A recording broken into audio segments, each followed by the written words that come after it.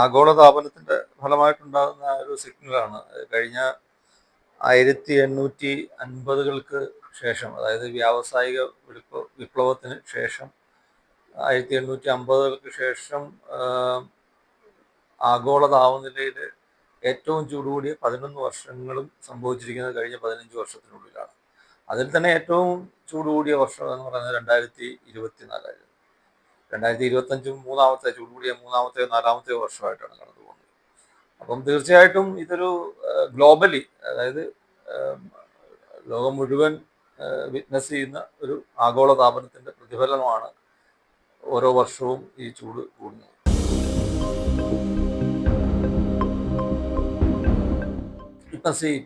ഇപ്പം നമ്മൾ ഈ വർഷം അനുഭവിക്കുക 2024 നമ്മുടെ സമ്മർ, അതായത് പ്രീ മൺസൂൺ അല്ലെങ്കിൽ സ്പ്രിംഗ് ടു സമ്മർ സീസണിൽ എല്ലിനോയുടെ സാന്നിധ്യം ഉണ്ടായിരുന്നു. പക്ഷേ ടൈമിങ്ങും വളരെ പ്രധാനപ്പെട്ടതാണ്. പ്രത്യേകിച്ചും 2024 ആഗോള താപനത്തോടൊപ്പം എല്ലിനോയും കൂടെ ചേർന്നപ്പോഴാണ് ഏറ്റവും ചൂട് കൂടിയ വർഷമായിട്ട് മാറ്റിയത്. പക്ഷേ ഈ വർഷവും എല്ലിനോയുടെ അഭാവത്തിൽ തന്നെ ചൂട് കൂടുതലാണ്. അപ്പോൾ അതൊരു ഗൗരവകരമായിട്ടുള്ള വിഷയമാണ്. പക്ഷെ എല്ലിനോ പ്രിഡിക്റ്റ് ചെയ്യപ്പെട്ടിട്ടുള്ളത്, അല്ലെങ്കിൽ എല്ലിനോ ഉണ്ടാകാൻ സാധ്യതയുള്ളത് ഈ സമ്മറിന് ശേഷമാണ്. അതായത് ഏകദേശം സമ്മറിന് ശേഷം ഇൻ ദി സെൻസ് കേരളത്തിലെ സമ്മർ കഴിഞ്ഞ് ഒരു ജൂൺ ജൂലൈ ഒക്കെ ആകുമ്പോഴേക്ക് ഒരു എല്ലിനോ സിറ്റുവേഷനിലേക്ക് പോയിട്ടുണ്ട്. അപ്പോഴേക്കും നമുക്ക് മൺസൂൺ സീസൺ ആകും. അപ്പം കേരളത്തെ സംബന്ധിച്ച് എല്ലിനോ കൊണ്ടുണ്ടാകുന്ന ഒരു അധിക താപനത്തിനുള്ള സാധ്യത കുറവാണ്. പക്ഷേ അത് കേരളത്തിൻ്റെയും പൊതുവെ ഇന്ത്യയുടെയും മൺസൂൺ വഴിയെ എല്ലിനോ കാര്യമായിട്ട് ബാധിച്ചേക്കാം. കാരണം പഠനങ്ങളൊക്കെ സൂചിപ്പിക്കുന്നത് എല്ലിനോ ഉണ്ടാകുന്ന വർഷം ഭൂരിഭാഗം വർഷങ്ങളിലും ഇന്ത്യയുടെ മൺസൂൺ മഴയിൽ ഗണ്യമായ കുറവ് രേഖപ്പെടുത്തിയിട്ടുണ്ട്. അങ്ങനെ വരുമ്പം എല്ലിനോ ഉണ്ടാകുന്നത് മൺസൂൺ മഴയെ നെഗറ്റീവായിട്ട് ഇമ്പാക്ട് ചെയ്തേക്കാം. പക്ഷെ അതും ടൈമിങ് വളരെ പ്രധാനപ്പെട്ടതാണ്. നമുക്ക് കേരളത്തിലെ പ്രധാനപ്പെട്ട മൺസൂൺ കാലഘട്ടം എന്ന് പറയുന്നത് ജൂണും ജൂലൈയുമാണ്. അപ്പം ജൂണും ജൂലൈയിലും നമുക്ക് കിട്ടേണ്ട മഴ ലഭിച്ചു കഴിഞ്ഞാൽ പിന്നീട് എല്ലിനോ ഉണ്ടായാലും കേരളത്തിലെ മൺസൂൺ മഴയെ അത് കാര്യമായിട്ട്, കാരണം ആ ടൈമിംഗ് ആണ് പ്രധാനപ്പെട്ടത്. അതേസമയം മെയിൽ ലാസ്റ്റോട് കൂടി എല്ലിനോ ഇവോൾവ് ചെയ്യുകയായിരുന്നെങ്കിൽ നമ്മുടെ താപനിലയും പ്രീ മൺസൂൺ അല്ലെങ്കിൽ സമ്മർ വേനൽക്കാലത്തെയും മഴക്കാലത്തെയും ഒരേപോലെ ബാധിച്ചേനെ. ഇതിപ്പം നമ്മുടെ ആ ഒരു ടൈമിങ് യഥാർത്ഥത്തിൽ നമുക്ക് അനുഗ്രഹമാണ്. ഒരുപക്ഷെ എല്ലിനോ ഏപ്രിലോ മെയിലോ ഉണ്ടായിരുന്നെങ്കിൽ നമ്മുടെ വേനൽക്കാലത്തെ ചൂടും കൂട്ടിയതിന് പിന്നീട് വരുന്ന മഴക്കാലത്തെ അത് കാര്യമായിട്ട് ബാധിച്ചേനെ. അപ്പം എല്ലിനോയുടെ ടൈമിങ് വളരെ പ്രധാനപ്പെട്ടതാണ്. എല്ലിനോ വർഷമാകും ഒരുപക്ഷെ 2026, പക്ഷെ അത് പകുതിക്ക് ശേഷമായിരിക്കും, അതായത് ജൂണിന് ശേഷമായിരിക്കും അതിന്റെ കാഠിന്യം കൂടുതൽ വരാൻ സാധ്യത.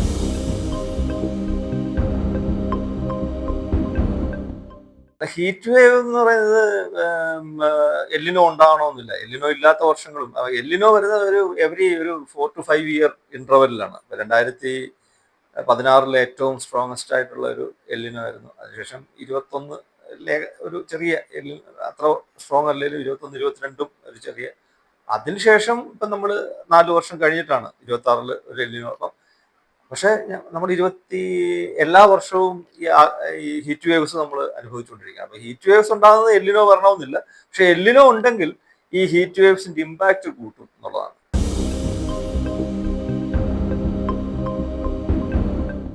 പൊതുവെ കേന്ദ്ര കാലാവസ്ഥാ വകുപ്പിന്റെ ക്ലാസിഫിക്കേഷൻ പ്രകാരം ഹീറ്റ് വേവ്സ് ഡിക്ലെയർ ചെയ്യണമെങ്കിൽ ഒരു സമതല പ്രദേശമാണെങ്കിൽ, നിരപ്പായ ഭൂപ്രദേശമാണെങ്കിൽ 40 ഡിഗ്രി സെൽഷ്യസിന് മുകളിൽ താപനില പോവുകയും നമ്മൾ ഓരോ ദിവസവും അനുഭവിക്കുന്ന ഓരോ ദിവസത്തെയും ശരാശരി താപനിലയുണ്ട്, നോർമൽ ടെമ്പറേച്ചർ, അതിനേക്കാളിലും ഒരു 4 മുതൽ 5 ഡിഗ്രി വരെ ഉയർന്നു നിൽക്കുകയും ചെയ്യണം. 40 ഡിഗ്രിക്ക് മുകളിൽ അബ്സല്യൂട്ട് ടെമ്പറേച്ചർ ഉയരണം. അതോടൊപ്പം തന്നെ ദീർഘകാല ശരാശരിയിൽ നിന്നും ഒരു 4-5 ഡിഗ്രി കൂടുതൽ താപനില 2 ദിവസം തുടർച്ചയായിട്ട് നീണ്ടു നിൽക്കാൻ പാടാണ് ഒരു പൊതുവെ ഹീറ്റ് വേവ്സ് ഡിക്ലെയർ ചെയ്യുന്നത്. പക്ഷെ ഓരോ പ്രദേശത്തിനനുസരിച്ച് ചെറിയ വ്യത്യാസങ്ങളുണ്ട്. റിലാക്സേഷൻ IMD തന്നെ, കേന്ദ്ര കാലാവസ്ഥ വകുപ്പ് തന്നെ പറഞ്ഞിട്ടുണ്ട്. അതായത് തീരപ്രദേശമാണെങ്കിൽ 37 ഡിഗ്രി താപനില ഉയർന്നാലും ഹീറ്റ് വേവ്സ് ഡിക്ലെയർ ചെയ്യും. അവിടെയും ശരാശരി താപനിലയേക്കാളും 4-5 ഡിഗ്രി കൂടുകയും വേണം. അപ്പൊ ഈ 2 കണ്ടീഷൻ സാറ്റിസ്ഫൈ ചെയ്ത് കഴിഞ്ഞാൽ പൊതുവെ ഹീറ്റ് വേവ്സ് ഡിക്ലെയർ ചെയ്യാം. ഇപ്പം മൗണ്ടനേഴ്സ് അല്ലെങ്കിൽ പർവ്വതങ്ങളിലൊക്കെ ആണെങ്കിൽ 30 ഡിഗ്രി ഉയർന്ന് ശരാശരി താപനില 4-5 ഡിഗ്രി കൂടി കഴിഞ്ഞാലും ഹീറ്റ് വേവ്സ്. അപ്പോൾ ഓരോ പ്രദേശത്തിനനുസരിച്ച് അബ്സല്യൂട്ട് താപനിലയ്ക്ക് അനുസരിച്ചാണ് ഹീറ്റ് വേവ്സിനെ ക്ലാസിഫൈ ചെയ്യുന്നത്. പിന്നെ അത് 45 ഡിഗ്രി ആകുമ്പോൾ സിവിയർ ഹീറ്റ് വേവ്സ്, അങ്ങനെ പലതരത്തിലുള്ള ക്ലാസിഫിക്കേഷൻസ് ഉണ്ട് അതിന്റെ ഇന്റൻസിറ്റിക്ക് അനുസരിച്ച്.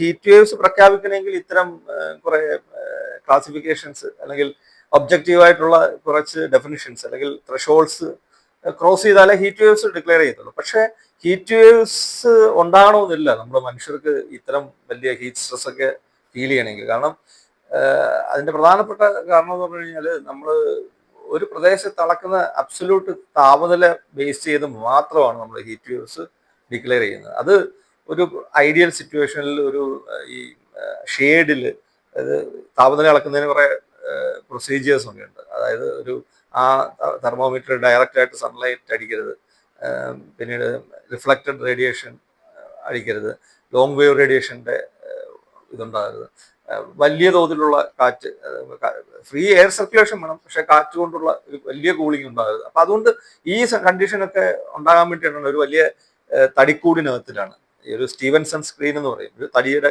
കൂടാണ്, അതിനുള്ളിലാണ് ഈ മെഷർമെന്റ് എടുക്കുന്നത്. പക്ഷെ അത് എന്ന് പറഞ്ഞാൽ നമ്മുടെ ഭൂമിയിൽ നിന്നും ഭൂനിരപ്പിൽ നിന്നും 1.5 മീറ്റർ അല്ലെ 2 മീറ്റർ ഉയരത്തിലുള്ള വായുവിന്റെ താപനിലയാണ് നമ്മൾ അളക്കുന്നത്. അതാണ് ഈ 38 ഡിഗ്രി 37 ഡിഗ്രി എന്ന് പറയുന്നത്. അപ്പൊ നമ്മളിപ്പോ നോക്കിക്കഴിഞ്ഞാൽ പല പ്രദേശത്തും 38 ഡിഗ്രി 37 ഡിഗ്രി എന്ന് പറയും. പക്ഷെ നമ്മളത് നമ്മുടെ ഓരോരോ പ്രദേശത്തേക്ക് വരുമ്പോൾ, പ്രത്യേകിച്ച് അർബൻ ഏരിയയിലേക്ക് വന്നു കഴിഞ്ഞാൽ അതിനേക്കാട്ടിലും അതല്ല റിയാലിറ്റി. അർബൻ ഏരിയയിലേക്ക് വരുമ്പം ഈ മെഷർമെന്റിൽ ഉണ്ടാകുന്ന മാറ്റം, കാരണം മറ്റേതൊരു ഐഡിയൽ സിറ്റുവേഷനിൽ നമ്മളൊക്കെ നടക്കുന്ന താപനിലയാണ്. മറ്റേത് നമ്മൾ ഫീൽ ചെയ്യുന്നത്, നമ്മൾ തുറസായ സ്ഥലത്ത് നിന്ന് നമ്മൾ ഫീൽ ചെയ്യുന്ന ടെമ്പറേച്ചർ എന്ന് പറഞ്ഞു കഴിഞ്ഞാൽ ഇതിനേക്കാളും ഒരു 4-5 ഡിഗ്രി കൂടുതലായിരിക്കും. കാരണം നമ്മൾ നിൽക്കുന്ന സ്ഥലത്തിന്റെ സ്വഭാവം അനുസരിച്ച്, കെട്ടിടങ്ങൾക്കടുത്ത്, മരങ്ങളില്ലാത്ത സ്ഥലത്തൊക്കെ ആണെങ്കിൽ ഒരുപക്ഷെ ഷെയ്ഡിന് അടുത്തിലൊക്കെ പോയി കഴിഞ്ഞു കഴിഞ്ഞാൽ 37 ഡിഗ്രി 38 ഡിഗ്രി ആ ഒരു 4-5 ഡിഗ്രിയുടെ വ്യത്യാസം വരും. പക്ഷെ നമ്മൾ അനുഭവിക്കുന്ന ചൂടെന്ന് പറഞ്ഞു കഴിഞ്ഞാൽ നമ്മൾ ഈ അളക്കുന്ന ചൂടല്ല നമ്മൾ അനുഭവിക്കുന്നത്. അതുകൊണ്ടാണ് ഹീറ്റ് വേവ്സ് ഇല്ലെങ്കിലും നമുക്ക് ഇതിന്റെ കാഠിന്യം വളരെ കൂടുതലായിട്ട് പലർക്കും ഫീൽ ചെയ്യുന്നുണ്ട്. എനിക്കറിഞ്ഞൂടാ, എനിക്ക് പുറത്തിറങ്ങാനായി തോന്നുന്നില്ല. ഒരുപക്ഷെ നിങ്ങൾക്കും അങ്ങനെ ആയിരിക്കും, കാരണം സബ്ജക്റ്റീവ് ആണ് ഇത്. ചില ആൾക്കാർക്ക് നല്ല ടോളറൻസ് കാണും, അവർക്ക് ചിലപ്പം പുറത്തിറങ്ങാൻ പറ്റും. പക്ഷെ പൊതുവെ ഞാൻ സംസാരിച്ച ആൾക്കാരെല്ലാം പറയുന്നത് കഴിഞ്ഞ 3-4 ദിവസമായിട്ട് പുറത്തിറങ്ങിയിട്ട് വന്ന തലവേദന അല്ലെങ്കിൽ അങ്ങനെയുള്ള പ്രശ്നങ്ങൾ ഉണ്ടെന്നാണ് ഞാൻ കേൾക്കുന്നത്. അപ്പൊ ഹീറ്റ് വേവ്സ് ഇല്ലെങ്കിൽ പോലും ഇത്തരം ആരോഗ്യ പ്രശ്നങ്ങളും ഹീറ്റ് സ്ട്രെസ്സും കൂടുകയാണ്. അപ്പൊ അതിന്റെ പ്രധാനപ്പെട്ട കാരണം ഇതാണ്, നമ്മൾ മെഷർമെന്റ് നമ്മൾ റിയാലിറ്റിയെ ആയിട്ട് മാച്ച് ചെയ്യുന്നില്ല. അതൊരു മെഷർമെന്റ് എടുക്കുന്നത് സ്റ്റാൻഡേർഡ് ആയിട്ട് ഗ്ലോബലി, ഇപ്പൊ നമ്മൾ ഗ്ലോബൽ വാർമിങ്ങിന്റെ കാര്യം പറയുവാണെങ്കിൽ 1850-ക്ക് ശേഷം 1.5 ഡിഗ്രിയോളം 1.2 ഡിഗ്രി താപനില കൂടി എന്ന് പറഞ്ഞു കഴിഞ്ഞാൽ അത് എയർ ടെമ്പറേച്ചറിന്റെ കാര്യമാണ് നമ്മൾ പറയുന്നത്. അത് ഗ്ലോബലി ഈ ഒരു സിസ്റ്റത്തിനുള്ളിൽ മെഷർ ചെയ്യുന്ന ടെമ്പറേച്ചറാണ്. കാരണം ഗ്ലോബൽ കമ്പാരിസൺ അത് ആവശ്യമാണ്, അങ്ങനെ ചെയ്യാൻ പറ്റും. പക്ഷെ നമ്മൾ ലോക്കലി വരുന്ന റിയലൈസേഷൻ അല്ലെങ്കിൽ ഒരു അർബൻ സിറ്റിയിൽ ചെന്ന് കഴിഞ്ഞാൽ നമ്മൾ എപ്പോഴും ഈ 37 ഡിഗ്രി താപനില എറണാകുളം എന്ന് പറയുമ്പോൾ എനിക്ക് തോന്നുന്നില്ല അത് 30 ഡിഗ്രി അല്ല, 40-45 ഡിഗ്രിയുടെ ഒരു ഫീലിംഗ് ആണ് പൊതുവെ നമുക്ക് ഫീൽ ചെയ്യുന്നത്. അപ്പം അത് അർബനൈസേഷന്റെ, നമ്മുടെ ഈ കോൺക്രീറ്റ് കെട്ടിടങ്ങൾ, ടാറിട്ട റോഡുകൾ, ഇതൊക്കെ കൂടുതൽ ഹീറ്റിനെ അബ്സോർവ് ചെയ്യും. അതെ, അർബന്റെ ഒരു എഫക്റ്റ് എന്ന് പറഞ്ഞാൽ ഇതിനെ അബ്സോർവ് ചെയ്ത് റീറ്റെയിൻ ചെയ്യും. അപ്പൊ അത് പിന്നെ എയറിനെ ചൂടാക്കും. അപ്പൊ നമ്മൾ അനുഭവിക്കുന്ന വായു എന്ന് പറയുന്നത് ഈ അർബനൈസേഷന്റെ പാർട്ടായിട്ട് നിൽക്കുന്ന പ്രതലത്തിൽ നിന്നുകൊണ്ടാണ് നമുക്ക് അനുഭവവേദ്യമാകുന്നത് ചൂട്. അതൊരു കാരണം. 2, നമ്മൾ ഹ്യൂമിഡിറ്റി എന്ന് പറയുന്നത് ഒരു ഫാക്ടറാണ്. നമ്മൾ ഇത് അബ്സല്യൂട്ട് ടെമ്പറേച്ചർ അനുസരിച്ചാണ് ഹീറ്റ് വേവ് ക്ലാസിഫൈ ചെയ്യുന്നത്. പക്ഷെ ഹ്യൂമിഡിറ്റി വരുമ്പോഴത്തേന് ടോട്ടൽ സിസ്റ്റം തന്നെ മാറിപ്പോകും. കാരണം അതിന് പലതരത്തിലുള്ള ഇൻഡെക്സുകൾ യൂസ് ചെയ്യും. ഹീറ്റ് ഇൻഡെക്സ് എന്ന് പറയും. അതായത് ഹീറ്റ് ഇൻഡെക്സ് എന്ന് പറഞ്ഞാൽ ഹ്യൂമൻ ഡിസ്കംഫർട്ടിനെ റെപ്രസെന്റ് ചെയ്യുന്ന ഒരു ഇൻഡെക്സ് ആണ്. ഫോർ എക്സാമ്പിൾ 38 ഡിഗ്രി താപനിലയും 50% ഹ്യൂമിഡിറ്റിയും അന്തരീക്ഷത്തിലുണ്ടെങ്കിൽ നമുക്ക് അനുഭവേദ്യമാകുന്ന ചൂട് എന്ന് പറയുന്നത് താപനിലയാണ്. ഒന്ന് താപനില മെഷർ ചെയ്യുന്ന താപനിലയാണ്, മറ്റത് ഹീറ്റാണ്, ചൂടാണ്. നമുക്ക് അനുഭവേദ്യമാകുന്ന ചൂടെന്ന് പറയുന്നത് ഏകദേശം ഒരു 45 ഡിഗ്രിക്ക് മുകളിലുള്ള ചൂടായിരിക്കും നമ്മുടെ ബോഡി ഫീൽ ചെയ്യുന്നത്. അതാണ് ഫീൽ ലൈക്ക് ടെമ്പറേച്ചർ, അല്ലെങ്കിൽ ആപേക്ഷികമായിട്ട് അനുഭവവേദ്യമാകുന്ന ഒരു ചൂടെന്ന് പറയുന്നത്. അപ്പൊ ഹീറ്റ് ഇൻഡെക്സ് നമ്മൾ മെഷർ ചെയ്യും. കാരണം ഇത് ഹ്യൂമിഡിറ്റിയും കൂടെ കമ്പൈൻ ചെയ്യുമ്പോഴേ നമുക്ക് ഹ്യൂമൻ ഡിസ്കംഫർട്ടുമായിട്ട് അത് റിലേറ്റ് ചെയ്യാൻ പറ്റും. കാരണം നമ്മുടെ ശരീരത്തിൽ ഇപ്പം ആരുടെ ബോഡി ടെമ്പറേച്ചർ ആയാലും നമ്മുടെ ഹ്യൂമൻ ബോഡി ടെമ്പറേച്ചർ 37 ഡിഗ്രി ആണ് നമുക്ക് കീപ്പ് ചെയ്യേണ്ടത്. അത് 36.5 അല്ലെങ്കിൽ ഒരു ഡിഗ്രിയുടെ വേരിയേഷൻ ആകാം, കുറയുകയോ കൂടുകയോ ചെയ്യാം. പക്ഷെ ഈ 1 ഡിഗ്രിയെ നമുക്ക് ബോഡി ടെമ്പറേച്ചർ ആ ആ ഒരു മാന്ത്രിക റേഞ്ചിനുള്ളിൽ നിന്നാണ് നമ്മളെല്ലാവരും പണിയെടുക്കുന്നത്. പുറത്ത് 32 ഡിഗ്രിയും ഹ്യൂമിഡിറ്റിയൊക്കെ ആകുമ്പോൾ. അപ്പം നമ്മൾ ഒന്ന് ആലോചിച്ച് നോക്കും, 37 ഡിഗ്രിയാണ് നമ്മുടെ ബോഡി ടെമ്പറേച്ചർ. നമ്മൾ എറണാകുളത്ത് അനുഭവിക്കുന്നത് അളക്കുന്നത് 37.1 അല്ലെങ്കിൽ 37.5 ഡിഗ്രി സെൽഷ്യസ് ആണ്. അങ്ങനത്തെ ഒരു സിറ്റുവേഷൻ നിങ്ങൾ തന്നെ മനസ്സിലാക്കുക, നമുക്ക് എന്തെങ്കിലും പ്രശ്നം ഉണ്ടാകുമോ? കാരണം പുറത്തെ താപനിലയും ബോഡിയുടെ താപനിലയും ഏകദേശം ഒരേപോലെയാണ്. Body will not feel any discomfort. പക്ഷെ അതല്ലല്ലോ നമ്മൾ അനുഭവിക്കുന്നത്. We are feeling very high hot outside because of this urbanisation and humidity. അപ്പൊ ഹ്യൂമിഡിറ്റി അന്തരീക്ഷത്തിൽ കൂടുമ്പം നമ്മുടെ മെറ്റാബോളിസത്തിന്റെ പാർട്ടായിട്ട് നമ്മൾ എങ്ങനെയാണ് പുറത്ത്, ഞാൻ പറഞ്ഞല്ലോ, പുറത്ത് 37 ഡിഗ്രി ആണെങ്കിൽ ബോഡിക്ക് കൂൾ ചെയ്യേണ്ട ആവശ്യമില്ല, ഹീറ്റ് പുറത്തോട്ട് കളയേണ്ട കാര്യമില്ല, ബാലൻസിലാണ്, ഈ സിസ്റ്റം ഇക്വിലിബ്രിയത്തിലാണ്. പക്ഷെ പുറത്ത് അനുഭവേദ്യമാകുന്ന ചൂട് ഞാൻ മുമ്പേ പറഞ്ഞാലും 40-45 ഡിഗ്രിയാണ് നമുക്ക് ഫീൽ ലൈക്ക് ടെമ്പറേച്ചർ. അപ്പൊ എന്താ ചെയ്യുന്നത്? അപ്പൊ നമ്മുടെ ബോഡി എക്സസ് ആയിട്ട് വർക്ക് ചെയ്യേണ്ടതായിട്ട് വരും. നമ്മുടെ ബോഡി വർക്ക് ചെയ്തിട്ട് ആ ബാലൻസ് 37 ഡിഗ്രി സെൽഷ്യസ് തന്നെ നമ്മുടെ താപനില ബോഡി ടെമ്പറേച്ചർ പിടിച്ചു നിർത്തുന്നത് നമ്മുടെ മെറ്റബോളിസത്തിന്റെ പാർട്ടായിട്ട് നമ്മൾ കുറെ ഹീറ്റ് റിലീസ് ചെയ്തുകൊണ്ടാണ്. അതിൽ പ്രധാനപ്പെട്ടതാണ് നമ്മുടെ ശരീരം വിയർക്കുന്നത്. നമ്മുടെ സ്വെറ്റിങ്ങിലൂടെ ബാഷ്പം നഷ്ടപ്പെടും, ജലബാഷ്പം നമ്മുടെ ശരീരത്തിൽ നിന്ന് നഷ്ടപ്പെടും. ആ ബാഷ്പീകരണത്തിന് നമ്മുടെ ശരീരത്തിലെ തന്നെ താപനിലയാണ് നമ്മൾ യൂസ് ചെയ്യുന്നത്. അപ്പൊ എന്ത് ചെയ്യും? അതിന് ഇവാപ്പറേറ്റ് ചെയ്യാൻ വേണ്ടി നമ്മുടെ ശരീരത്തിൽ നിന്ന് ഊർജം എടുക്കും, അത് ശരീരത്തെ തണുപ്പിക്കും. ഇതാണ് അതിന്റെ പ്രോസസ്സ് എന്ന് പറയുന്നത്. അപ്പൊ ഇങ്ങനെ വരുമ്പം പ്രധാനപ്പെട്ട ഇപ്പം ഹീറ്റ് റിലേറ്റഡ് ആയിട്ടുള്ള ഏറ്റവും വലിയ ഒരു നമ്മൾ ഹിഡൻ ആയിട്ടുള്ള ഒരു പ്രശ്നം എന്ന് പറഞ്ഞാൽ കാർഡിയോ വാസ്കുലർ അല്ലെങ്കിൽ ഈ പറഞ്ഞ പോലെ ഹൃദയ സംബന്ധമായിട്ട്. കാരണം ഈ സമയത്ത് നമ്മുടെ ഹൃദയത്തിനൊക്കെ ഭയങ്കര തോതിൽ പണിയെടുക്കേണ്ടതായിട്ട് വരും. കാരണം നമ്മുടെ രക്തധമനികൾ വികസിക്കും. അപ്പം ശരീരത്തിന്റെ ത്വക്കിലേക്കും എല്ലാ ഭാഗത്തേക്കും രക്തം എത്തിക്കണമെങ്കിൽ ഹാർട്ടിന് നല്ല രീതിയിൽ പമ്പ് ചെയ്യേണ്ടതായിട്ട് വരും. നമ്മൾ ഒരു സിഗരറ്റ് വലിക്കുന്ന അല്ലെങ്കിൽ എന്താ പറയുക അത്ലറ്റിക്സ് ചെയ്യുന്ന പോലെ സ്ട്രെയിൻ ഉള്ള സമയമാണ്. നമ്മൾ അറിയാതെ തന്നെ നമ്മുടെ എന്താ പറയുക, നമ്മൾ ആരും അറിയാതെ തന്നെ നമ്മുടെ ഹേർട്ട് അത്രത്തോളം വർക്ക് ചെയ്തുകൊണ്ടിരിക്കുക. അപ്പം അതുകൊണ്ടാണ് ഹേർട്ട് ഡിസീസ് കൂടുതലായിട്ട് വരുന്നത്. അപ്പം ഇത്തരം കാരണങ്ങൾ കൊണ്ടാണ് നമ്മൾ ഹീറ്റ് വേവ്സ് ഡിക്ലെയർ ചെയ്തില്ലെങ്കിൽ പോലും നമുക്ക് ഈ വക കാരണങ്ങൾ കൊണ്ട്, ഹ്യൂമിഡിറ്റി കൂടുതലായതുകൊണ്ട്, അർബനൈസേഷൻ കൂടുതലായതുകൊണ്ട്, നമ്മുടെ ലോക്കലി ഉള്ള ഈ വെന്റിലേഷൻ, നമ്മൾക്ക് പൊതുവെ കാറ്റിന്റെ എല്ലാം നമ്മുടെ കെട്ടിടങ്ങളെല്ലാം പണിയെന്ന് വെച്ചാൽ ഒരു ഓറിയന്റേഷനിലോ ഒരു കെട്ടിടം ഇങ്ങനെ പണിഞ്ഞാൽ അടുത്ത കെട്ടിടം അതിനൊക്കെയുള്ള എയർ സർക്കുലേഷനെ ബ്ലോക്ക് ചെയ്യുന്ന തരത്തിലായിരിക്കും പണിയുന്നത്. അപ്പം അങ്ങനത്തെ വെന്റിലേഷൻ എഫക്റ്റ് കുറയുന്നു. പിന്നെ അർബൻ ഗ്രീനിങ് കുറയുകയാണ്. നമ്മൾ എത്രത്തൊക്കെ ചെടി വെച്ച് വലിയ മരങ്ങൾ 10, 30, 40 വർഷം പഴക്കമുള്ള വലിയ കനോപ്പിയുള്ള മരങ്ങൾ നമ്മൾ വെട്ടി നശിപ്പിച്ചുകൊണ്ട് നമ്മൾ വീണ്ടും ഗ്രീനറിക്ക് വേണ്ടി ചെടികൾ വെച്ച് നടിപ്പിക്കും. പക്ഷെ ഈ ചെടി വളർന്ന് അതിന്റെ ആ ഒരു സർവീസിലേക്ക് എത്തണമെങ്കിൽ അടുത്ത 10-20 വർഷം പോകും. അപ്പം നമ്മുടെ റാപ്പിഡായിട്ടുള്ള അർബനൈസേഷൻ നമ്മൾ പ്രത്യേകിച്ചും ഹൈവേ കൺസ്ട്രക്ഷനിൽ വന്ന ഏറ്റവും വലിയ ഒരു ഹൈവേ നമുക്ക് ആവശ്യമാണ്, നമ്മളെല്ലാവരും സ്പീഡിൽ സംശയിക്കുന്നത്. പക്ഷെ അതിന്റെ പാർട്ടായിട്ട് അതിന്റെ സൈഡിൽ നിന്ന മരങ്ങൾ മുഴുവൻ വെട്ടി എന്നുള്ളതാണ്. അത് വെട്ടാതിരിക്കാൻ പറ്റില്ല. പക്ഷെ അതിന്റെ ഒരു എഫക്റ്റ് കൂടെ ഇതിലേക്ക് കയറി വരും. അപ്പം റാപ്പിഡായിട്ടുള്ള അർബനൈസേഷൻ നമ്മുടെ ഡെവലപ്മെന്റിന് വേണ്ടിയിട്ടുള്ള ഈ എക്കോസിസ്റ്റം നമ്മൾ ചതുപ്പ് നിലങ്ങൾ നികത്തുന്നു, അതോടൊപ്പം തന്നെ വലിയ ഏജ്ഡ് ആയിട്ടുള്ള മരങ്ങൾ വെട്ടിമാറ്റുന്നു. അപ്പൊ ഇതെല്ലാം ഇതിലെ കോൺട്രിബ്യൂട്ടിങ് ഫാക്ടേഴ്സ് ആണ്. അപ്പൊ അതുകൊണ്ടാണ് നമ്മൾ ഇതൊന്നും നമ്മൾ കൺസിഡർ ചെയ്യുന്നത്. നമ്മൾ ഇപ്പോഴും ആ 37 ഡിഗ്രി അല്ലെ 40 ഡിഗ്രി എന്ന് പറഞ്ഞ ടെമ്പറേച്ചർ പിടിച്ചിരിക്കുകയാണ്. കാരണം അതിലെ 37 ഡിഗ്രിയാണ് ടെമ്പറേച്ചർ. പക്ഷെ സോ വാട്ട്? പക്ഷെ നമ്മൾ ഫീൽ ചെയ്യുന്നത് അതിനേക്കാളും ഇല്ലേ. 37 ഡിഗ്രിയാണ് എറണാകുളത്തെ താപനില കഴിഞ്ഞ 3-4 ദിവസമായിട്ട് അല്ലെങ്കിൽ ഒരു മാസമായിട്ട് 36-37. പക്ഷെ നമ്മൾ അനുഭവിക്കുന്നത് റിയലൈസേഷൻ എന്ന് പറഞ്ഞാൽ അതൊന്നുമല്ല.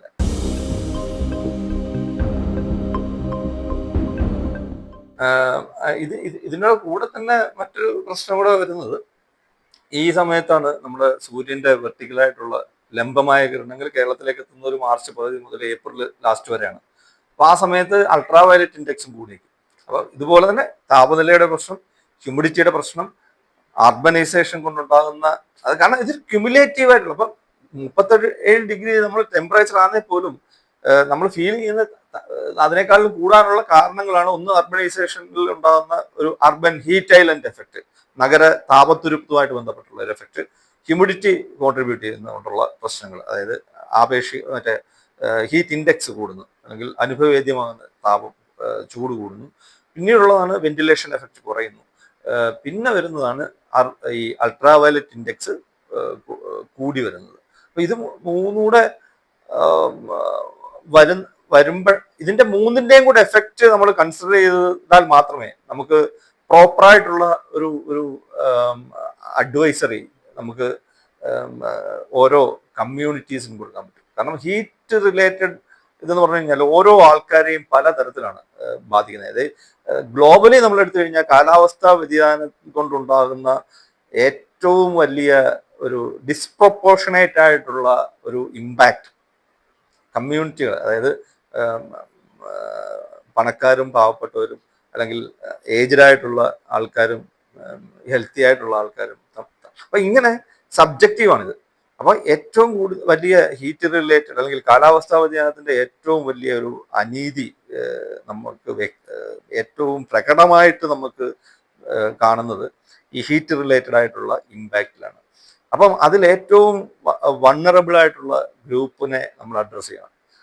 ഫോർ എക്സാമ്പിൾ, നമുക്ക് പുറത്ത് പണിയെടുക്കുന്ന തൊഴിലാളികൾ, അവരെയാണ് എക്സ്പോഷർ. കാരണം ഇതിൽ ഇപ്പം ഒരു ഹീറ്റ് റിലേറ്റഡ് റിസ്ക് എന്ന് പറയുമ്പം നമ്മളതിൽ ഏറ്റവും കൂടുതൽ പരിഗണിക്കണം. നമ്മൾ ഈ അഡ്വൈസറീസ് കൊടുക്കുമ്പം, അല്ലെങ്കിൽ നമ്മൾ ഈ ഹീറ്റിൻ്റെ കൊണ്ടുണ്ടാകുന്ന പ്രശ്നങ്ങൾ പരമാവധി കുറയ്ക്കണമെങ്കിൽ നമ്മൾ അഡ്രസ്സ് ചെയ്യേണ്ടത് ഹസാർഡിനെ, ഈ ഹീറ്റിനെ മാത്രമല്ല, താപനില കൂടുന്ന ഹീറ്റ് വേവ്സിനെ മാത്രമല്ല, നമ്മളിതിലെ എക്സ്പോഷർ അഡ്രസ്സ് ചെയ്യേണ്ടതായിട്ടുണ്ട്. അതോടൊപ്പം തന്നെ ഓരോ കമ്മ്യൂണിറ്റിയുടെയും വൾണറബിലിറ്റിയും നമ്മൾ അഡ്രസ്സ് ചെയ്യേണ്ടതായിട്ടുണ്ട്. അപ്പം കാരണം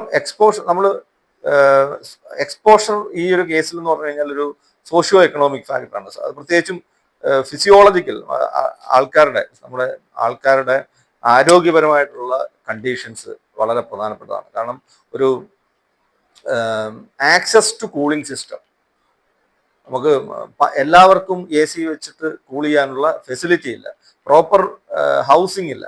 അപ്പം അതുള്ളവനും ഇല്ലാത്തവനും ഫീൽ ചെയ്യുന്നത് രണ്ട് തരത്തിലുള്ള എഫക്റ്റ് ആണ്. മനസ്സിലായില്ലേ? അതായത് കൂളിംഗ് സിസ്റ്റം ഉള്ള ഒരുത്തിന് 35 ഡിഗ്രി അല്ലെങ്കിൽ 27 ഡിഗ്രി 28 ഡിഗ്രി അവന്റെ തെർമോസ്റ്റാറ്റ് വെച്ച് അവനെ നമുക്ക് ടെമ്പറേച്ചർ കൺട്രോൾ ചെയ്യാം.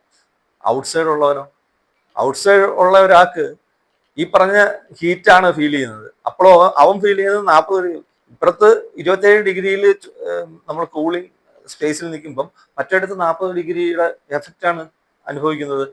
അപ്പം അതോടൊപ്പം തന്നെ ഈ കൂളിംഗ് ചെയ്യാൻ വേണ്ടി AC വെക്കുന്നത് വഴി ഉണ്ടാകുന്ന AC വെക്കുമ്പോൾ അകവേ കൂടാകുന്നുള്ളൂ, പുറം ചൂടാവുകയാണ്. നമ്മൾ ഈ ഏത് മെക്കാനിക്കൽ, അതിപ്പം AC വെക്കുന്നത് കൊണ്ട് ആഗോളതാപനത്തെ കൂട്ടുന്നുണ്ടോ എന്ന് ചോദിച്ചു കഴിഞ്ഞാൽ വളരെ തുച്ഛമായ രീതിയിൽ കൂട്ടുന്നുണ്ട്. പക്ഷെ എന്നിരുന്നാലും അതും ഒരു പ്രശ്നമാണ്. അപ്പൊ അതൊക്കെ ഈ അർബൻ ഹീറ്റ് ഐലൻഡ്, കാരണം എത്രത്തോളം AC നമ്മൾ യൂസ് ചെയ്യുന്നത്, അതിന് ആവശ്യമായിട്ടുള്ള കരണ്ടും നമ്മൾ യൂസ് ചെയ്യാണ്. കരണ്ട് പ്രൊഡ്യൂസ് ചെയ്യുമ്പോൾ നമ്മൾ ഗ്രീൻ ഹൗസ് ഗ്യാസ് എമിറ്റ് ചെയ്തൊരു എമിഷൻ നടക്കുന്നുണ്ട്. അപ്പൊ ഇതെല്ലാം ഒരു ഡയറക്റ്റ് ആയിട്ട് ആഗോളതാപനത്തിനെയും കൂടുന്ന ഒരു പ്രക്രിയയാണ്. അപ്പം ചില കമ്മ്യൂണിറ്റീസിന്റെ അല്ലെങ്കിൽ ആക്സസിബിലിറ്റി ഉള്ള ആൾക്കാർ ചെയ്യുന്ന പ്രശ്നങ്ങൾ ഈ പ്യൂറായിട്ടുള്ള മാർജിനലൈസ്ഡ് ആയിട്ടുള്ള ആൾക്കാരെയാണ് അഫക്റ്റ് ചെയ്യുന്നത്. അപ്പം താങ്കൾ മുമ്പേ ചോദിച്ചത് ഈ അഡ്വൈസറി പോളിസി ലെവലിൽ, അല്ലെങ്കിൽ ഇത്തരം നമ്മളെന്താണ് ഒരു 37 ഡിഗ്രി അല്ലെങ്കിൽ UV ഇൻഡെക്സ് കൂടുമ്പം നമ്മൾ ജനറിക് ആയിട്ട് ഒരു 4-5 വർഷമായിട്ട് നമ്മൾ കാണുന്ന ഒരു പാറ്റേണിലാണ് അഡ്വൈസറീസ് പോകുന്നത്. പുറത്തിറങ്ങരുത് 11:30 മുതൽ 12 വരെ. ഇല്ല, ഇത് ഇങ്ങനെ ഒരു വഴിപാട് പോലെ ഇങ്ങനെ പോവാണ്. പുറത്തിറങ്ങരുത്, പശുവിനെ വെളിയിൽ കെട്ടരുത്, ആൾക്കാർ എന്താ പറഞ്ഞ ലൈറ്റ് ആയിട്ടുള്ള വസ്ത്രങ്ങൾ, ഇതെല്ലാവർക്കും അറിയാവുന്ന കാര്യങ്ങളാണ്. അപ്പൊ ഇതിൽ നിന്നും മാറി കമ്മ്യൂണിറ്റീസിന് ആവശ്യമായിട്ടുള്ള ഓരോ കമ്മ്യൂണിറ്റീസിനെയും ഇതെങ്ങനെ അഫക്റ്റ് ചെയ്യുന്നത്. കാരണം AC-ക്കകത്തിലിരുന്നാണ് അഡ്വൈസറീസ് കൊടുക്കുന്നത്. They don't realise that what is happening outside. പുറത്തിറങ്ങുമ്പോഴേ മനസ്സിലാകത്തുള്ളൂ. അപ്പം ഓരോ കമ്മ്യൂണിറ്റീസിനും എന്തെല്ലാം തരത്തിൽ അഫക്റ്റ് ചെയ്യണം. കാരണം ഒരു ജനറിക് ആയിട്ടുള്ള ഒരു ഒരു എന്താ പറയുക, ഒരു വാർണിങ്സ് കൊടുത്തുകൊണ്ട് മാത്രം ഈ ഹീറ്റ് വേവ് റിലേറ്റഡ് ആയിട്ടുള്ള പ്രശ്നങ്ങളെ നമുക്ക് അഡ്രസ്സ് ചെയ്യാൻ പറ്റത്തില്ല. ഇതൊരു പ്രശ്നമായിട്ടല്ല ഞാൻ പറയുന്നത്. നമ്മൾ ഇനിയും വരുന്ന കാലങ്ങളിലായാലും ഇതിന്റെ ഇമ്പാക്ട് കൂടിക്കൂടി വരികയാണ്. അപ്പൊ നമ്മൾ ഓരോ കമ്മ്യൂണിറ്റിയും ഇപ്പം പറയുന്നുണ്ട്, പുറത്ത് പണിയെടുക്കുന്ന സ്വിഗ്ഗി സൊമാറ്റോ ബോയ്സ്, ഡ്രൈവേഴ്സ്, അതുപോലെ തന്നെ ട്രാഫിക് പോലീസ്, കൺസ്ട്രക്ഷൻ വർക്കേഴ്സ്, ഇവരെയാണ് നമുക്കറിയാം ട്രഡീഷണലി അവരെയാണ് എക്സ്പോഷർ കൂടുതൽ ഈ ഒരു വിഭാഗത്തിനാണ്. അപ്പൊ അവിടെയാണ് ഈ പറഞ്ഞ പോലെ ഈ ഈ ഹീറ്റ് വേവ്സ് മാത്രം അഡ്രസ് ചെയ്യുക, അല്ലെങ്കിൽ താപനില മാത്രം അഡ്രസ് ചെയ്യുമ്പോൾ എക്സ്പോഷറിലൂടെ ഏത് തരത്തിലുള്ള കമ്മ്യൂണിറ്റിയാണ് ഇതിന് കൂടുതൽ എക്സ്പോസ്ഡ് ആകുന്നത്, അതിനനുസരിച്ച് നമ്മൾ ഇപ്പം പറയുന്ന ആകെ എന്ന് പറഞ്ഞു കഴിഞ്ഞാൽ 11:30 മുതൽ 2:30 വരെ തൊഴിലിലെ സമയക്രമം നമ്മൾ സമയം പാലിക്കണം. പക്ഷെ എന്നിരുന്നാലും ഇപ്പൊ വലിയ ഇൻഡസ്ട്രീസിൽ പോയി കഴിഞ്ഞാൽ നമ്മൾ ചിലപ്പോൾ പുറത്തും ചൂട്, ചിലപ്പോൾ ഇൻഡസ്ട്രിയുമായിട്ട് ബന്ധപ്പെട്ട അകത്തും ചൂട് അനുഭവിക്കേണ്ട തൊഴിലാളികൾ, വർക്കേഴ്സ് ഉണ്ട്. ഈ വീടുകളിലായാൽ പോലും ഏജ്ഡ് ആയിട്ടുള്ള ഈ മെഡിക്കൽ സിറ്റുവേഷൻ ഒക്കെ ഉള്ള, അല്ലെങ്കിൽ ക്രോണിക് ആയിട്ടുള്ള ഹേർട്ട് ഡിസീസ് അല്ലെങ്കിൽ മരുന്ന് കഴിക്കുന്ന ആൾക്കാർ, പ്രഗ്നന്റ് വുമൻസ്, ചിൽഡ്രൻസ്, ഇവരെയും പ്രായമായവർ, ഇവരെയൊക്കെ പല രീതിയിലാണ് ഇത് ഇമ്പാക്ട് ചെയ്യുന്നത്. ഹെൽത്തി ആയിട്ടുള്ള ഒരാളെ ഇമ്പാക്ട് ചെയ്യുന്നത്. അപ്പം ഓരോ കമ്മ്യൂണിറ്റീസും ഓരോന്നിനും അനുസരിച്ചുള്ള ആക്ഷൻ പ്ലാൻ ആണ് നമുക്ക് വേണ്ടത്. അപ്പം ഇപ്പം പോളിസി ലെവലിൽ ഗവൺമെന്റും ഒക്കെ ഒരു ഹീറ്റ് വാർണിംഗ് കൊടുത്തു കഴിഞ്ഞാൽ ഒരുപക്ഷെ ലോക്കലി നമ്മൾ എടുക്കേണ്ട, ഓരോ കമ്മ്യൂണിറ്റീസും എടുക്കേണ്ട സ്പെസിഫൈഡ് ആയിട്ടുള്ള ആക്ഷൻ എന്തൊക്കെയാണെന്ന് നമ്മൾ കൂടുതൽ മനസ്സിലാക്കേണ്ടതായിട്ട്.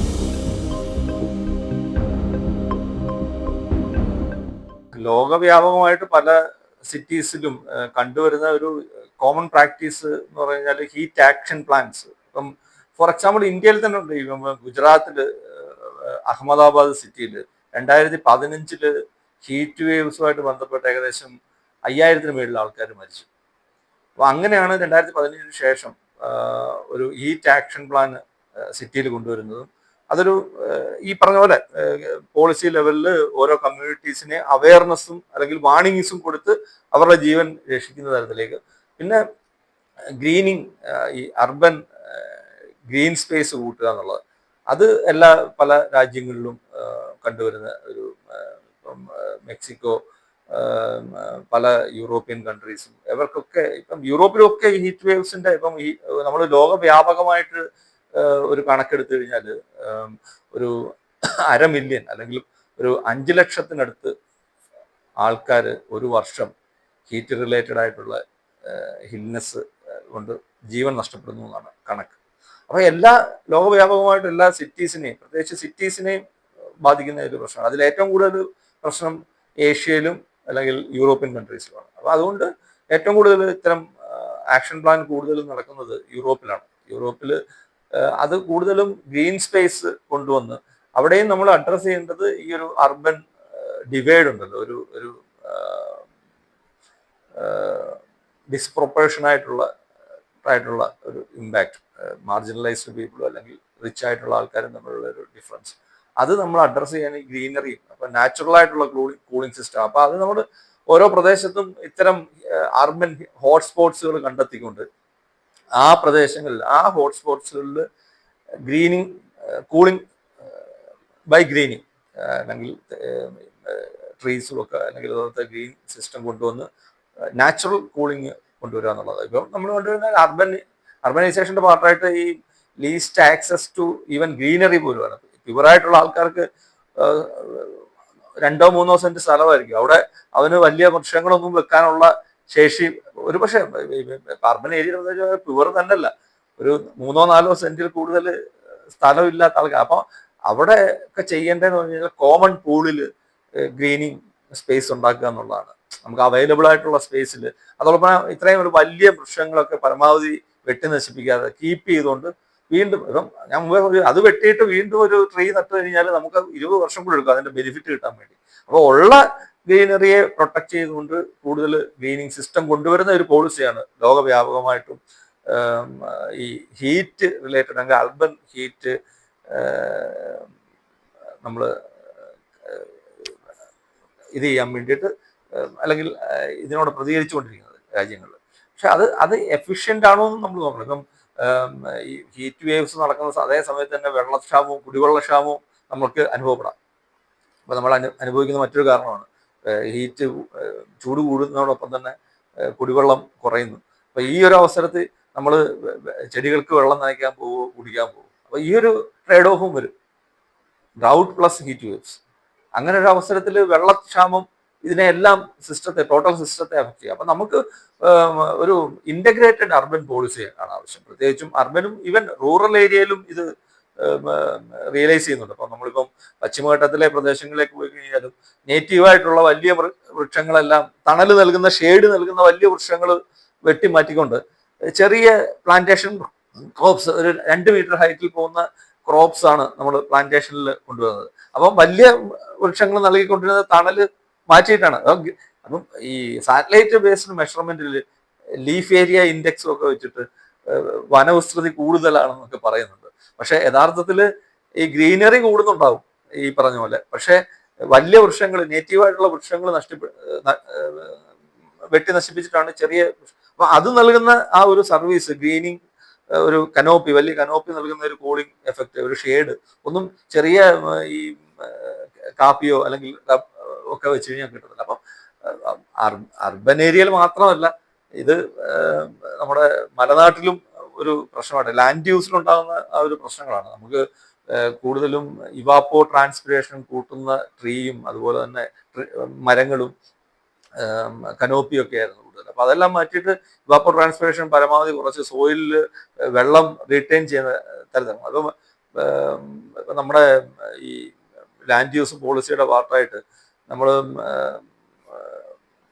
ഈ പറഞ്ഞ പോലെ പ്രതലങ്ങൾ, നമ്മുടെ ഈ സർഫസ് മൊത്തവും ഡ്രൈ ഔട്ട് ആയി പോകുന്ന തരത്തിലേക്ക് സോയിലിനെ മാറ്റിക്കൊണ്ട്, സോയിലിനും വലിയ മാറ്റം വന്നിട്ടുണ്ട് നമ്മുടെ മണ്ണിൽ. അത് പ്രളയം കൊണ്ടുണ്ടായിട്ടുണ്ട്, ഈ ചൂട് കൊണ്ട് മണ്ണിലെ ജലം നഷ്ടപ്പെട്ടിട്ട് ഡ്രൈ ആകുന്നുണ്ട്. അപ്പം ഇതെല്ലാം ഹീറ്റ് വേവ്സിനെ അഗ്രവേറ്റ് ചെയ്യുന്ന പ്രശ്നങ്ങളാണ്. അപ്പം പോളിസി ലെവലിൽ ഇതിനെയൊക്കെ, ഇത്തരം സ്വാഭാവികമായിട്ടുള്ള കൂളിംഗ് സിസ്റ്റത്തെ പരമാവധി നമുക്ക് തിരിച്ചു കൊണ്ടുവരാൻ സാധിച്ചാൽ മാത്രമേ നമുക്ക് ഒരു പ്രൊഫഷണലായിട്ടായിട്ടുള്ള, അപ്പം അതെല്ലാവരെയും പ്രയോജനം ചെയ്യും, പ്യുവറിനെയും എല്ലാ ആൾക്കാരെയും ഒരേപോലെ. അപ്പോൾ അത്തരത്തിലുള്ള ഒരു കോമൺ ആയിട്ടുള്ള, കോമൺ ഇൻട്രസ്റ്റിലുള്ള, അല്ലെങ്കിൽ common least access to this cooling facility ഉള്ള ആൾക്കാരെയും ഇല്ലാത്ത ആൾക്കാരെയും കൂടെ അഡ്രസ്സ് ചെയ്യുന്ന തരത്തിലുള്ള പോളിസികളാണ് നമുക്ക് ആവശ്യം. അത്തരത്തിലാണ് പലയിടത്തും ചെയ്തുകൊണ്ടിരിക്കുന്നത്.